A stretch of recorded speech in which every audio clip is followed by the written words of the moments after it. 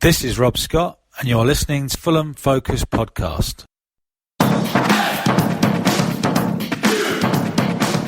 Hello, welcome to the Fulham Focus Podcast. My name's Matt Wackler, and Fulham-nil picked up another point at home to West Ham on Saturday evening, a point which would ordinarily be gratefully received against one of the division's form sides that does little but further bury us in the bottom three of the Premier League right now. I've got Jmac and Mark Wyatt with me, plus we're joined once again by Sonia Twig, so let's have a look back at it if we must. Fulham. Right, guys, so Ola Aina made way at the back as Scott Parker started the game with a back four for once. And Gisa was left out after Don Love's scathing review midweek. So we went with a midfield pair of Harrison Reed and Mario Lemina. Plus, Alexander Mitrovic was, of course, left out of the side again too, as Ivan Cavallero returned up front. J-Mac, is there method to this madness? I can't keep up with the thought process anymore. Mate, your guess is as good as mine, really. I mean, I don't know what Mitchell has to do now to start. I've got a feeling there's actually like a bit of a rift between him and Parker, but Cavallero starting was, an odd decision. We can go on later on how we play, but it's been a sort of an opinion that Anguissa should be rested in these games, and I thought it was actually a brave move to not play him. But for me, Anguissa has been slightly rusty. People have spoken about COVID, if some other effects and after effects from that, but I think he needed a break. The back four was coming sooner, in my opinion, but we have the quality in defence to be able to withstand these attacks in a back four, certainly with an extra bit of muscle with Lemina in there. I just think it's reassuring to know that we can compete with a good team such as West Ham and not have three centre-backs. It wasn't overrun for a change, and we looked in a complete control whilst also being as blunt as a spoon in attack, really. I mean, I found the game really quite dull to watch again for our lack of end product, but we definitely improved after Leicester, but still we couldn't score in a sex club right now, in all honesty. It's just a bit boring. Very nicely put. Thanks very much. Mark, I want to come to you on this. So playing Cavallero up front, for all of his pace, I don't really feel like he makes intelligent runs as a centre-forward does. I'd expect a centre-forward to make some runs, draw defenders out, create some spaces for other people to run into. And that's not the sort of thing he does. He gets the ball, puts his head down and just runs with it. And I feel like that is part of the reason. I can't blame everything on that, but that's part of the reason why we're so blunt in attack and we're so then reliant on crosses to be fired into the box. And Anthony Robinson's crossing is pretty piss poor, isn't it? Let's be honest. He never picks anybody out. We don't ever really score anything from anything that he's putting into the box. So it's a combination of a couple of these things where I'm just trying to get my head around why we're not scoring goals at the moment. Mark, how do you see it? Well, if I could answer that, I think I'd be working at the club. To be honest, going back to what J-Mac said there about the formation, I assume, playing four at the back, that's an extra man, that's an extra body up front that can create the space, but we still looked stagnant at times and, we still looked laboursome trying to actually work the ball into the box, like you said. With Cavallero, it's difficult, isn't it? We all know the type of player he is. We've seen it this season and last in the Championship, so we know what to expect with him. What you alluded to earlier with Mitrovic, I don't know if there is some kind of rift there or if it's purely based on form, but it doesn't feel like he's getting his run of games in there. To get a goal, we'd buy one, we'd buy many right now, wouldn't we? And given the games that are coming up, we're looking pretty desperate now. I just think something's got to change, whether it is formation or whether it is man-to-man, whether we'll see a bit of Josh Maja coming through. That would be a welcome kind of change. But yeah, it's looking dire at the moment, isn't it? And Sonia, you were at the game. Was it any better in person? You were there in a professional capacity, weren't you? Was it any better in person, or was it pretty dull for you as well? It wasn't the most exciting game I've been to, but I haven't had much luck this year. I can't remember the last time I saw more than one goal scored, so I'm probably not the best person to ask. I've seen more 0-0s this year than the rest of the time put together, I think. Yeah, and I think that just about sums up our season, doesn't it? The inability to score, particularly at home. Frenchie, just to say really quickly, isn't it a bit mad how do you remember the however long hoodoo it was of not since the last 0-0 at Craven Cottage, and now it just feels like it's always 0-0s to be gay. It's mad. It was 2011, wasn't it? Until the break. Yeah, no, it's Yeah, 2011 to the Brighton game. Then we've had Brighton, Southampton, and now West Ham. So yeah, how's your luck? I want to come back to you, Jmac. The Sky commentators made the point that this new system of playing four at the back and having more people, more bodies forward would suit Ruben Loftus-Cheek. He made a good start and got a shot away from a Caballero back heel, which was blocked, as was the follow-up by Bobby Reid. Did it suit him, though? Can he rescue this loan and make his stay at Fulham memorable, in your opinion? And I'm asking you because I already know what your opinion is, so don't hold back. Well, yeah, I mean, look, I've been very critical of Cheek, but I think he probably had his best game in the position that he was in as a number 10. I guess it was. I mean, he was strong. He bossed the middle of the park, but he just still lacked that creativity for me in the final third, a bit further up the pitch. Even though he was still, it just not really providing the sort of quality we wanted just in that final third with the right passes going forward. I mean, he also missed a huge chance and another ball he just didn't get with Mitro's lay-on. It's improved. I think I want to see him now in a 4-2-3-1 as that number 10. He needs to start scoring, mate. He's not man of the match by any means, as some people are saying for me, because we drew. I mean, the man of the match, I'd rather go to one of our defenders. But he was good. I'm happy to eat my words a little from the last pod. But I still think he's incredibly frustrating to watch. But if he can work on this, and he is put in that sort of number 10 position, it should be. I don't know. I mean, I say we'll see some goals, but I mean, I just don't think we will. Well, I think Bobby Zamora was in the studio before the game, and he was almost saying maybe he's just looked a better player in the past because he's had better players around him at Chelsea. But then I guess the Crystal Palace fans loved him when he went on loan there, and he did all right for England as well. I think the thing with him is he's not shit, but he's not the player we thought we were getting. We thought we were getting this real decent player that we were going to just help get back to fitness, and he'd really help us before we sent him back to Chelsea. And it just hasn't really been the case, has it? I don't know. Is he being played out of position? What's your view, Sonia? What do you make of Ruben Loftus-Cheek at Fulham this season? I actually thought yesterday was the best I've seen him play. I think he dominated a lot more. There are certain games that I've seen where, you sort of have to remind yourself that he is playing because he didn't really look sure of his role. But I think he looked very confident where he was playing yesterday, other than, the final shot. But he created a lot. He did have a lot of chances. I mean, 20 shots isn't... I know not all of them were him, but 20 shots in total's probably better than recently. I actually thought he looked quite good. But I do think that maybe he's lacking a bit of confidence from that injury. It did keep him out for quite a long time. Maybe he just needs a bit more time to grow into it. I mean, obviously time's not on Fulham's side at the moment, but I do think he did look a different player yesterday. Sonia, can I ask, you've been at the games, what do you make of his body language? Because I know it's different when you're actually at a game because you can watch a player when the cameras aren't on them. Does he seem motivated? Because from where we're looking, it's almost as if, the boys will remember when Brian Ruiz was coming to the end of his spell in a similar position, and he just looked lackluster and didn't get his head up looking for the ball. I don't know whether it's a motivational thing or whether he feels like, he's heading back to Chelsea in the summer. Maybe he just doesn't really care enough. Well, in the last two games I've been to, I thought we've been quite unlucky. The one against Brighton, his shot was just cleared off the line in the final minutes. I do think he's trying to get involved. I think a changing system around him probably necessarily doesn't suit him the most. Parker said at the start of the season that he saw him playing in the centre, and I think just in behind the front two is probably where he's best suited, or front one, depending on the formation. I think when he plays further back, he has a tendency to get a bit more lost. How about you, Mark? What do you make of it? Do you think that this new system could suit Ruben Loftus-Cheek, or is this just one of those loans where we expected something brilliant and we're just going to forget that he was ever here in a couple of years' time? Yeah, unfortunately, I think it could be the latter.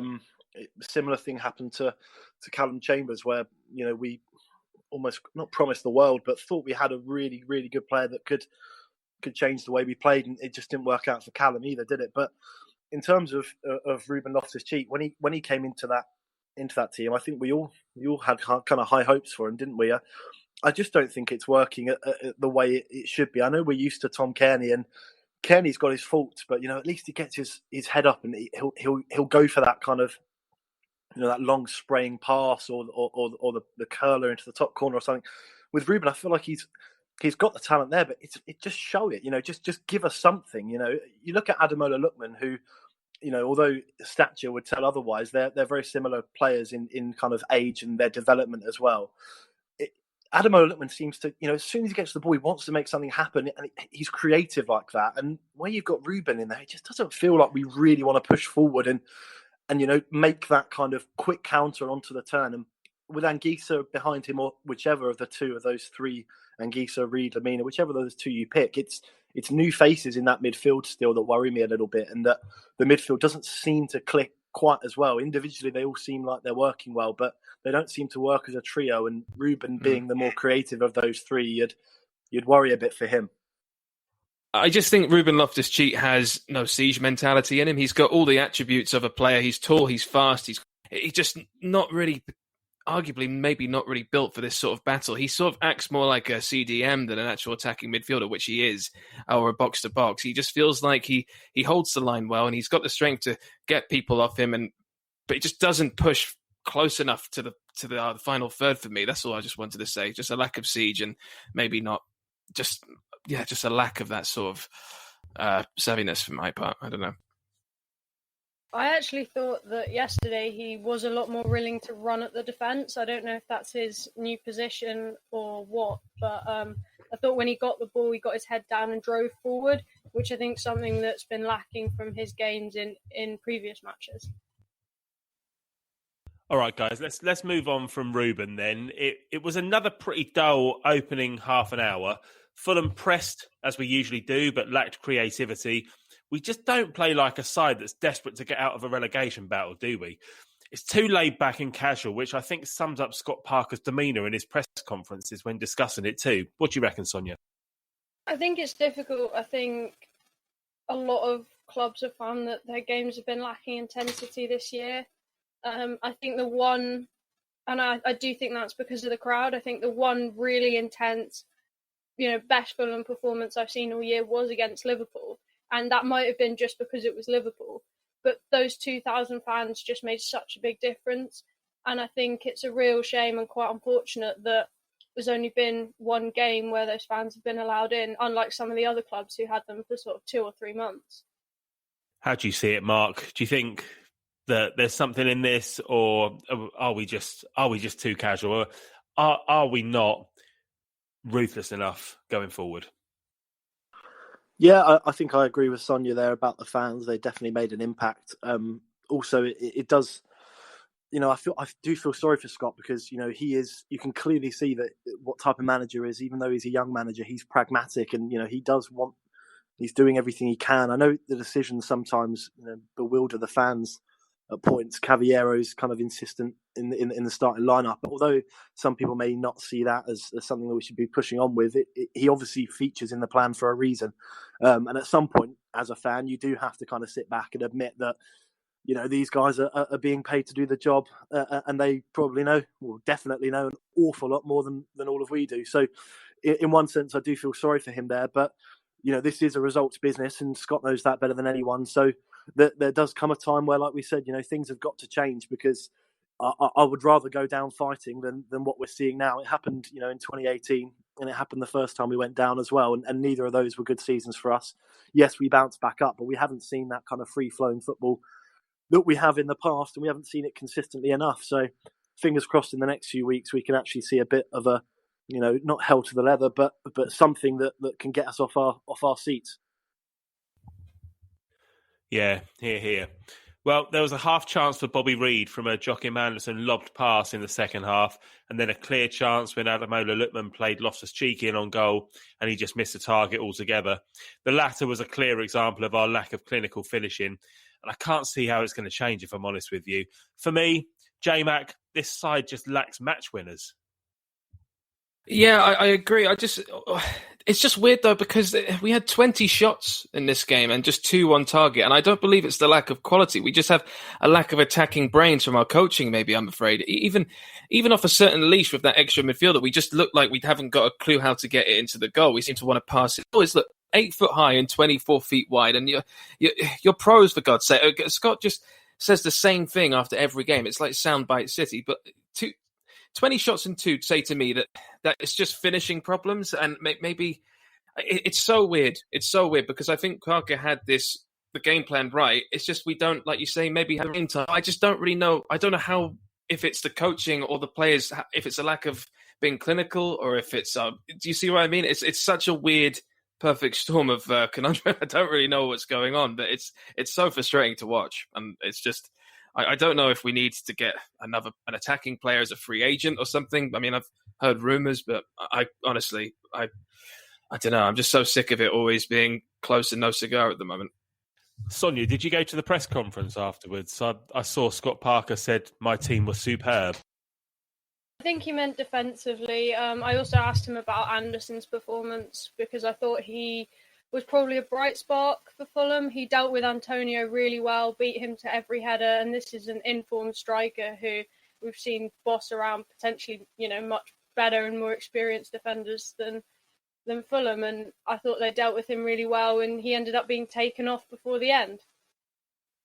Okay, that's good to clear that up. Mark, what are your thoughts? I mean, for me, there's never any moments of individual brilliance from Fulham players here. In a team that struggles to score, occasionally you just need that one player who can make something happen. And it never happens. It never happens. And I just feel like we're too predictable through the middle. I take that defensively we were really good.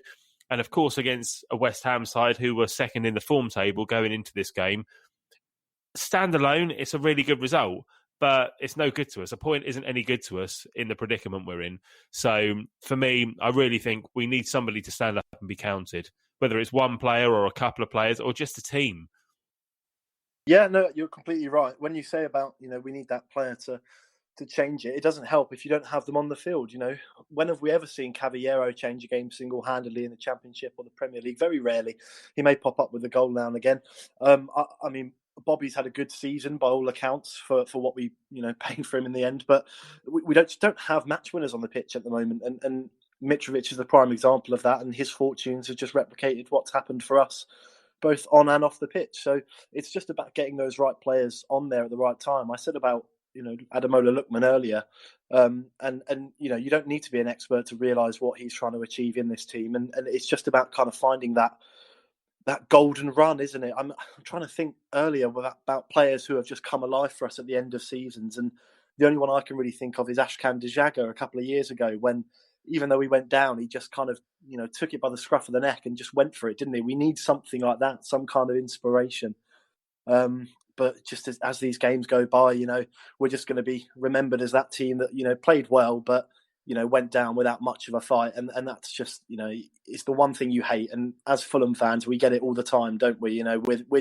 We're everyone's favourite second club, or with a nice team in London. Sky love to put that out there too, and it's just a shame that we're living up to the stereotype. We're just an easy place to come and get a ground out result at the moment. But does Scott Parker carry the can for that, though? Because in a must-win game, we've got 2 recognised strikers sat on the bench and a midfielder playing centre-forward. I mean, it's bizarre, isn't it, when you break it down to that level of detail? Yeah, sorry, go on. No, I was just going to say the commentators said in the game, they focused in on Mitrovic at the start. And they said, "Oh, look, what David Moyes wouldn't give to have a couple of strikers on the bench." And somebody posted into our team chat and said, "Well, the reason we've got 2 strikers on the bench is because they're not on the pitch." Yeah, you're exactly right. And those are the decisions that, like we said, we can talk about all week. But at the end of the day, we don't know what's going on in that camp. It just seems bizarre from our point of view that we are lacking goals, and we do have that. I don't really. I wouldn't think Josh Maja would have been ready to start, and let alone that. It's not just about whether the player is fit, but there's certain rules that go on at the club. It's not, you can throw him straight in, but he didn't need to be thrown straight in, and we don't know his situation. He probably only had a day or two with the guys to train, so I wouldn't look too deeply into that. And then with Mitro, it's difficult, isn't it? Because we all know what he can do. We've seen him score 26 goals in the league below, and we've seen him get 11 in the Premier the year before. So it's frustrating when you've got that on the bench. And, financially speaking, he's probably one of our most expensive assets, and he's definitely one of our top earners too. So it's a shame to see all of that pretty much going to waste as he sits on the bench. Just wanted to say on Josh Maja, I think he arrived on Wednesday, and he hasn't actually played a game even in France since January 9th. So I think it'll take him quite a lot of time to build up to speed and get that match fitness back. So I wouldn't be surprised if he doesn't start for a while. But also, this coming week is the first time Fulham have had a whole week to actually prepare for a game. Recently, it's been 2 or 3 days, and I think trying to change anything in that period of time is quite difficult when you've got one recovery session and one pre-match session, and quite often you don't actually get a full training session. Yeah, and I think a good point to mention there on top of that as well, Sonia, is, we're probably still feeling the results from that quick turnaround after the cup game straight into the Spurs match as well. Although for TV it was only a couple of days, these guys plan weeks in advance, so I'm sure that's still kind of playing catch up from then.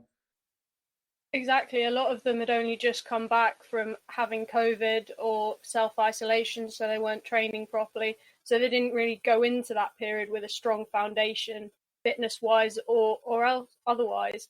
And I do think there's still a bit of a hangover from that, maybe. This is all fine, but we need points.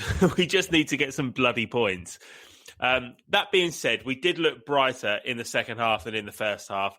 West Ham did make an early double substitution in the second half to try and change the momentum back into their favour. With 25 minutes left, Soufal hit the bar from a great ball in from Declan Rice as a stark reminder of the threat that West Ham do pose. But if we're going to take a positive from this game, and we should try and talk about the positives as well, it's the fact that we look comfortable defensively, which means that perhaps we can stick with 4 at the back and commit more players going forwards, Jmac. Yeah, you'd think so. I mean, there wasn't 4 at the back was fine for us, and I'm glad, because the thing is with our defenders, right? I mean, the whole point of why we actually started with 5 at the back should have been something we started from the beginning, like from the first day of season when we didn't have the defenders that we brought in, when we still had Tim Ryan playing Dennis Adoy against Arsenal. And then as soon as we get these great defenders from, Lyon and Champions League clubs or whatever, we actually still decide to stay at 5 at the back. I think going at 4 is happened too late, in my opinion. But it is nice that we can bring people forward. Yet it is annoying that the subs happened far too late in my eye once again. I mean, the 79th minute this is just a very frustrating pattern from Scott Parker. I mean, I don't want to take away the idea that because you're trying to create a positive light right now, but the 79th minute for that double substitution was nuts. And I found it I couldn't tell you anyone was playing really at that point. It was completely bizarre. I mean, Tom Maja and Mitchell coming on at the same time, it was good to see, but I couldn't really understand.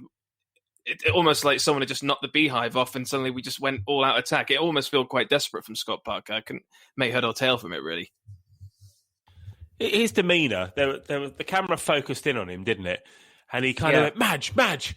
And it's almost like he was going, right, I've fucking had enough of this. Let's chuck them all on. Let's go hell for leather. And you're right. Mark, can you tell us where anyone was playing at the end? No, but it was jolly good fun, wasn't it? It just became a bit of a laugh, to be honest. I think this is what the kind of instinctual managerial moments that you can't teach, and it doesn't matter if you've been in the game for 50 years or whether you've been in the game for 5 minutes. Instincts tell you to just go for it or just to change it. And when that comical red card happened, which we'll get onto in a minute, I'm sure, it did feel like one of those moments where you just think, come on, roll the dice. And fingers crossed, in future games that'll happen a bit earlier and it will mean a goal. Did anyone think it seemed a bit desperate in the sense that, I mean, I had this idea that in my head, and I don't know if I was looking for a sexy story, but I just thought that Scott Parker thought, if I don't win this game, I'm going to lose my job here. It just felt like that sort of substitution, didn't it? I don't think he's going to get sacked, but there was that sort of moment that made me think he's really going for it, and I don't know why in that sort of fashion, So yeah, it was our left back, Anthony Robinson and Mario Lemina going off for Mitro and Josh Maja, and then Anguissa coming on for a more attacking player in Bobby Reid. I wrote down the word erratic. Sonia, what did you make of it? I mean, I do think Mitrovic and Maja and Anguissa coming on was probably the right move. I'm not entirely sure about the players who came off for them. I think Anguissa gives you control in midfield. I didn't think Lamina had an especially effective game. And I think putting on 2 centre forwards, even if perhaps they should have come on earlier, and I had a chat with another reporter where we sort of both agreed they should have come on earlier. I don't think that was the worst move, but yeah, I'm not sure taking Robinson off for them made the most sense. Let's talk about some missed chances, because you alluded to it earlier when you said that we had 20 shots and only 2 on target. There was that Toshin header which he put over the crossbar from 6 yards out, and we spoke in the preview the other day about how we really need to be our defenders really need to be chipping in with some goals. That was a real opportunity. It kind of came at him a bit quickly, but he should have done better with it. And we had a lot of corners as well, 7 or 8 corners, I think. And then there was the Cavallero chance towards the end where I think it was Kenny Tesse that pulled it back to him and he blazed it over the crossbar. Mark, our finishing needs to be better, doesn't it? Yeah, it's just becoming a bit of a trope now, isn't it? And we've been having this now for the whole season, whether it's conceding early or now, whether it's just, at least having 1 or 2 blaring misses in the game. And they've become a bit kind of desensitized from it now. I don't know about you guys, but when these shots go over the bar, Loftus-Cheek had one the week before. Toshan has his customary header from a corner that he seems to win perfectly well, but just don't understand. It's like he's got a 50p head, isn't it? It just goes off in any direction. So it just becomes a little bit laughable now. And it's almost as if you expect one to just be comically bad every single week. But, fingers crossed, as we keep saying, one of them will go in, surely. There was, yeah, absolutely. And there was also that Loftus-Cheek chance right at the end of the game as well, when Mitrovic touched back a Cavallero cross to him, and he's taken it first time and just skewed it wide. And Scott Parker ended up almost on his knees with his head in his hands.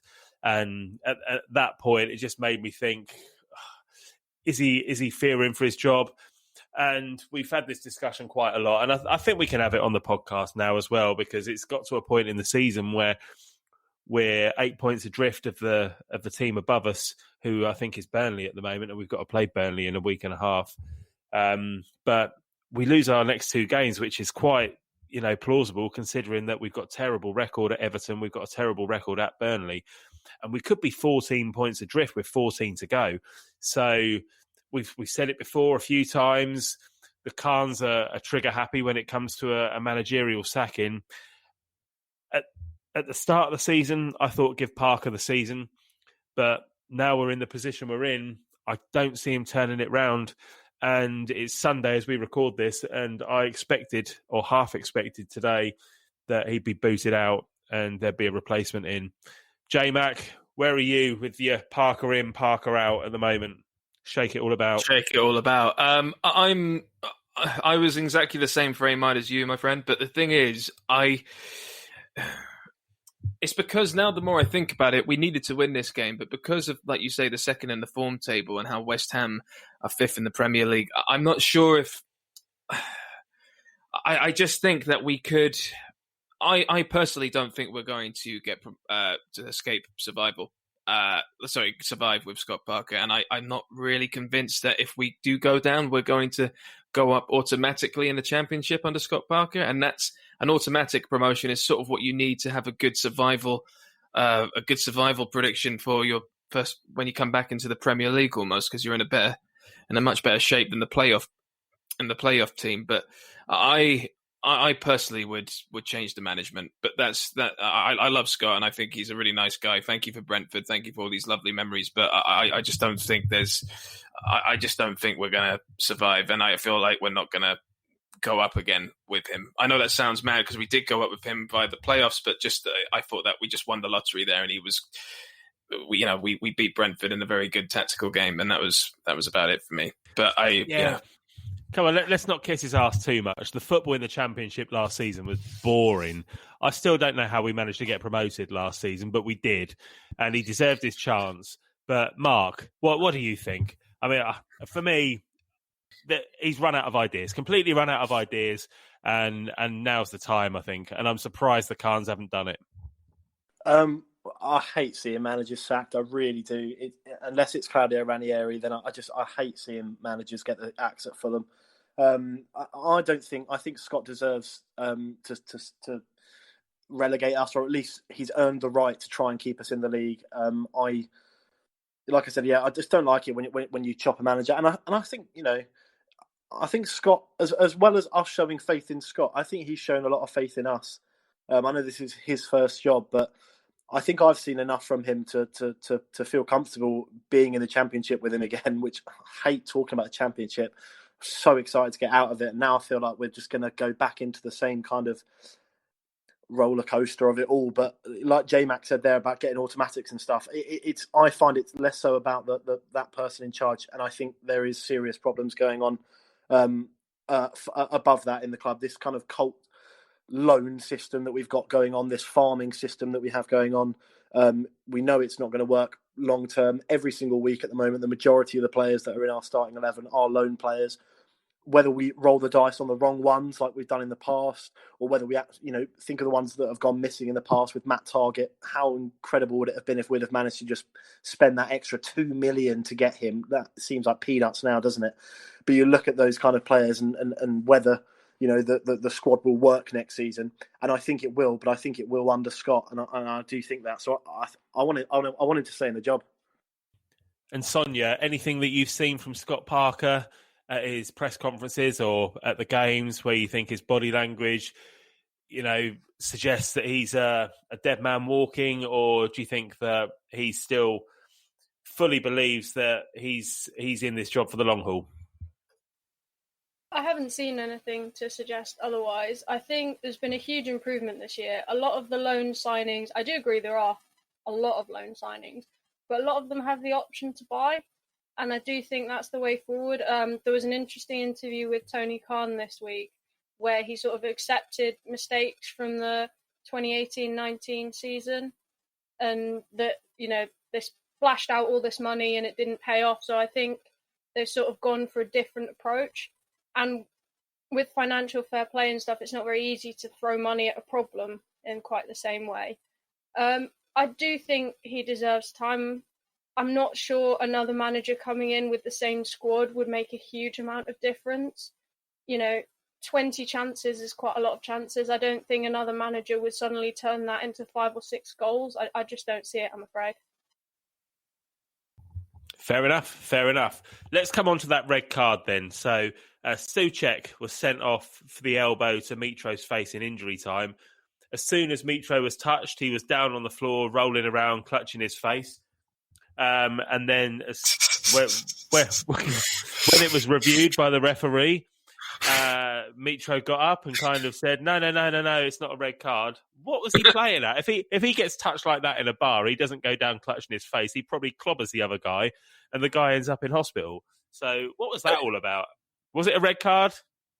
Not for me. I mean, not at all. I mean, Matt Dom said in the WhatsApp group, sort of like, why has he gone down like that? And I just really kind of rudely replied, because he knows he's done nothing else this season. I feel like Mitchell was just trying to win us something. You know what I mean? Even if it was a foul or a sending off. But I haven't got much to say about this. I hate VAR. Actually, no, I don't hate VAR. I hate the referees that are using it. And I particularly hate Mike Dean, who is a complete narcissistic sociopath, as far as I'm concerned. Maybe not a sociopath, just definitely a bit of a narcissist, and just he loves it. a bit of drama. Yeah. So that red card is definitely getting put back in the bin. I think they're going to. Do you think? I think. Well, so. I don't know why the guy's arm was up that high, but it was definitely not intentional. Whatever reason he had to lift his arm up, straight away his body language suggested, "Whoops, sorry about that." It wasn't like, "Yeah, have that, you prick," was it? It was like, "Oh, I'm sorry about that." So, but by the letter of the law, I suppose it was an elbow to the face, wasn't it? How did you see it, Mark? Red card or not? Absolutely not. It was quite funny watching Mike Dean rewatch it over and over again. I wonder what it was like in the stadium for you guys, Sonia. Did you even see the incident, or was it just kind of a big wait to see what was going on? I don't know if there were replays at all. So we didn't have replays. because we're not in sort of have to be spread across the stands rather than in the normal press box. I saw Mitrovic go down holding his face. I didn't know quite what had caused it. I suppose Souček is probably the only player on the pitch who could accidentally elbow Mitrovic in the face, being about 6'8". So I don't think it was a penalty, having seen it back. But these, there was a dodgy one midweek from the same refereeing combination of Mike Dean and Lee Mason for Southampton Man U. I just think the way the game's going, you just know that the longer they look at a decision, the more likely they are to overturn it, sort of regardless of what it is, really. Jmac and Mark, I just want to quickly put this point to you because we need to wrap up soon. But had that red card not been awarded, because it was still a free kick to West Ham, and the ball had been stuck in the box and Souček had risen up above everybody and buried it, and he hadn't been sent off, would you still have had the same opinion that it wasn't a red card?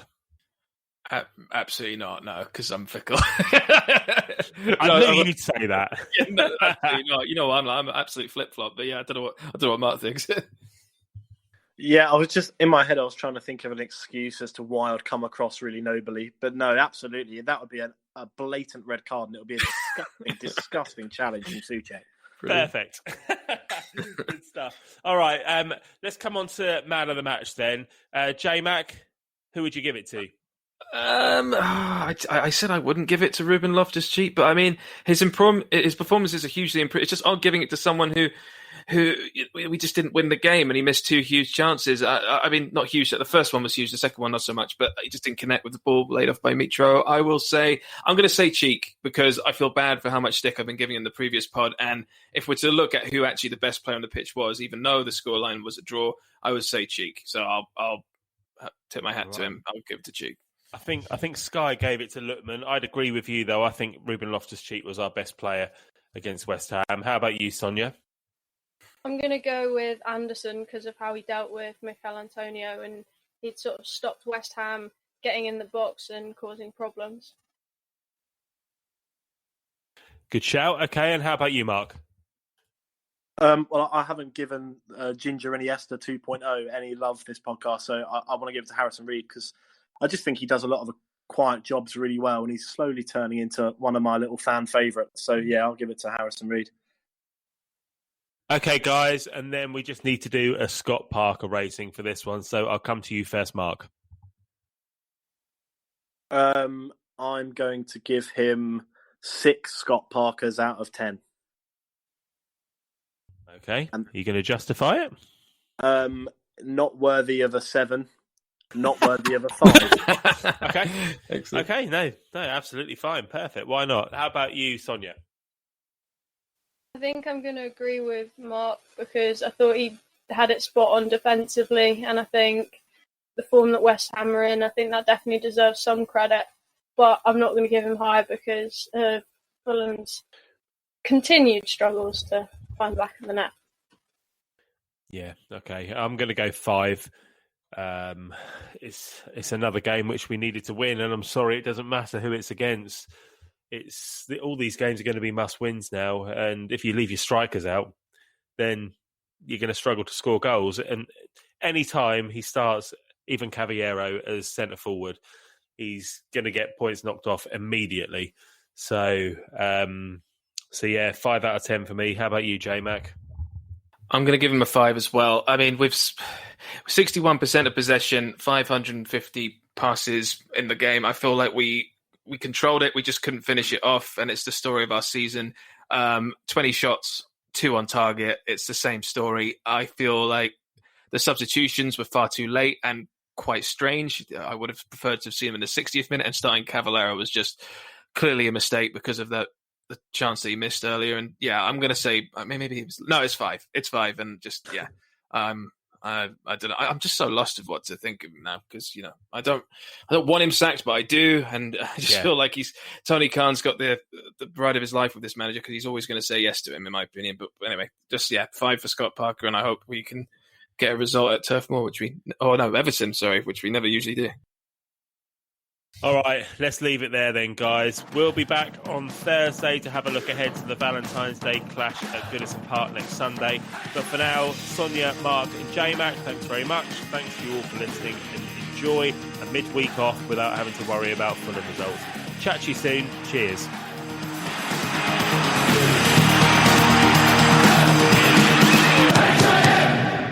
Fulham.